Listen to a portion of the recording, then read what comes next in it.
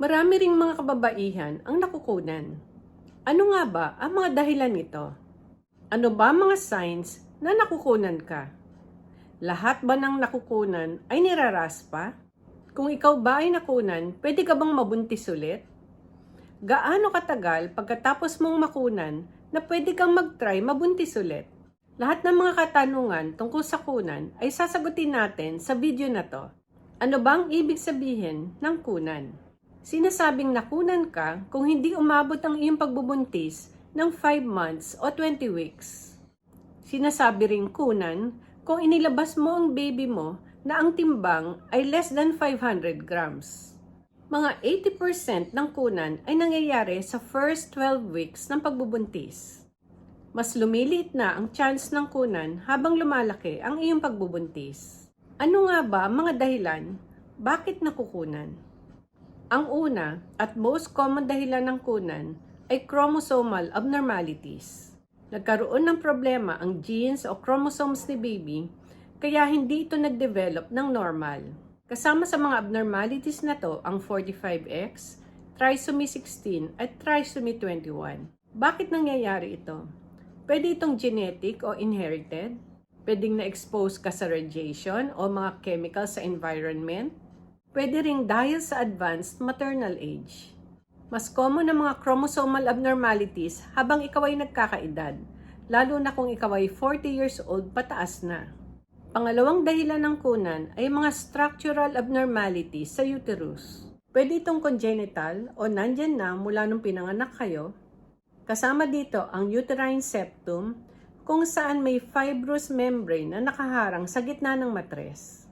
Meron ding unicornuate uterus kung saan kalahati lang ng matres ang nagdevelop.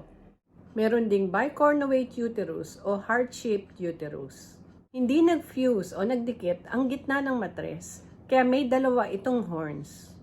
Pwede ring magkaroon ng acquired anomalies, kamukha ng endometrial polyp, myoma, Asherman syndrome o pagkakaroon ng peklat sa loob ng matres. Pwede rin ang cervical incompetence kung saan mahina ang tissues ng cervix at madali itong bumuka. Ang mga lifestyle factors, kamukha ng paninigarilyo, pag-inom ng alak, paggamit ng mga illicit drugs kamukha ng cocaine, at mataas na caffeine intake ay pwedeng maging dahilan ng kunan. Ilimit lang ang pag-inom ng kape sa 1 cup per day. Ang high-intensity exercise ay pwede ring maging dahilan ng kunan. Pero ayon sa mga pag-aaral, ang light to moderate exercise ay hindi dahilan para makunan. Ang significant emotional at psychological stress ay pwede ring dahilan ng kunan. Tumataas kasi ang stress hormones na cortisol at adrenaline, nababawasan ng blood flow sa placenta, naninigas ang matres, at humihina ang immune system ng isang buntis. Ito ay dapat high levels of chronic stress at severe acute stress. Hindi kasama dyan ang everyday na minor stress. Ang infection sa mother ay pwede ring maging dahilan ng kunan. Mas delikado kung nangyari ito sa first 3 months ng pagbubuntis. Kasama dito ang chickenpox, measles, German measles, dengue, flu, cytomegalovirus, toxoplasmosis, at iba pang infections. Pwede ring dahilan ang mga sexually transmitted infections kamukha ng gonorrhea, chlamydia, herpes, syphilis, at iba pang mga infections. Pwede ring makunan kung may chronic maternal health factors. Kasama dyan ang PCOS, thyroid problem, diabetes. Kasama din ang autoimmune diseases kamukha ng lupus at antiphospholipid syndrome. Ang abnormal body weight ay pwede ring maging dahilan ng kunan. Mas mataas ang risk ng kunan kung ikaw ay obese na ang BMI mo ay 30 pataas. Mataas din ang risk ng kunan kung ikaw ay malnourished, kung ang BMI mo ay 18.5 pababa. Pwede ring makunan kung meron kang corpus luteum deficiency. Ang corpus luteum ay nagpo-form sa inyong ovaries pagkatapos ng ovulation. Ito ang nagpo-produce ng progesterone na tumutulong para kumapit ang inyong baby. Dapat tumatagal ang corpus luteum ng 14 days. Kung less than 12 days ito, mas tumataas ang chance ng kunan. Meron ding unexplained causes. Hindi malaman kung anong dahilan kung bakit kayo nakunan. Ano ang mga signs na nakukunan ka? Una, ikaw ay dinudugo. Ang pagdurugo ay palakas ng palakas. Pangalawa, sumasakit ang iyong puson dahil nagkokontract ang iyong matres. Ang sakit ay palala ng palala. Pangatlo, pwedeng may lumabas na laman galing sa puwerta. Pwedeng makita ang baby, isang puting membrane o amniotic sac, at pwede ring makita ang inunan o placenta.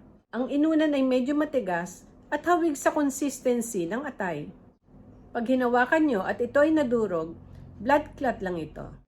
Pang-apat, mawawala na lahat ng sintomas ng pagbubuntis. Mawawala ang signs ng lihi, kamukha ng suka at hilo, at hindi na rin namamaga ang inyong suso. Kailangan bang sumailalim sa dilatation and curettage o RASPA kung kayo ay nakunan? Merong tinatawag na complete abortion at incomplete abortion. Pag complete abortion, lahat ng products of conception, kasama dyan ang baby at ang placenta, ay lumabas na ng kusa. Sa incomplete abortion, pwedeng lumabas na ang baby pero naiwan pa ang inunan o parte ng inunan. Sa complete abortion, hindi na kailangan magraspa dahil malinis na ang matres. Sa incomplete abortion, dahil natira pa ang inunan o parte ng inunan, kailangan gawin ang raspa. Gaano ba katagal ang pagdurugo pagkatapos makunan? Kung kayo ay naraspa, kadalasan nagtatagal ang pagdurugo ng mga 1 to 2 weeks. Kung hindi kayo naraspa, kadalasan nagtatagal ang pagdurugo ng mga 3 to 4 weeks. Ano ba mga pag-iingat na dapat gawin pagkatapos ninyong makunan? Magpahinga muna ng at least 1 to 2 weeks. Iwasan ang mabibigat na trabaho. Iwasan ang magbuhat ng mabigat. Iwasan muna makipagsiping hanggat kayo ay dinudugo. Inumin ang mga gamot na nireseta ng inyong mga doktor. Kasama dyan ang antibiotic, gamot sa sakit, gamot sa matres, at vitamins para sa dugo. Magpa-check up agad kung kayo ay nilagnat, tuloy-tuloy ang malakas na pagdurugo, tuloy-tuloy ang pananakit ng puson, at kung may lumalabas sa puwerta na mabahong discharge. May chance bang mabuntis ulit kung kayo ay nakunan? Mataas pa rin ang chance na mabubuntis kayo pagkatapos niyong makunan.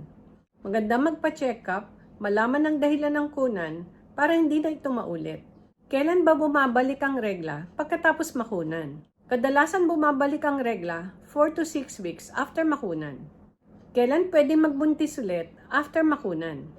Mas magandang mag-try magbuntis ulit at least 2 months after makunan.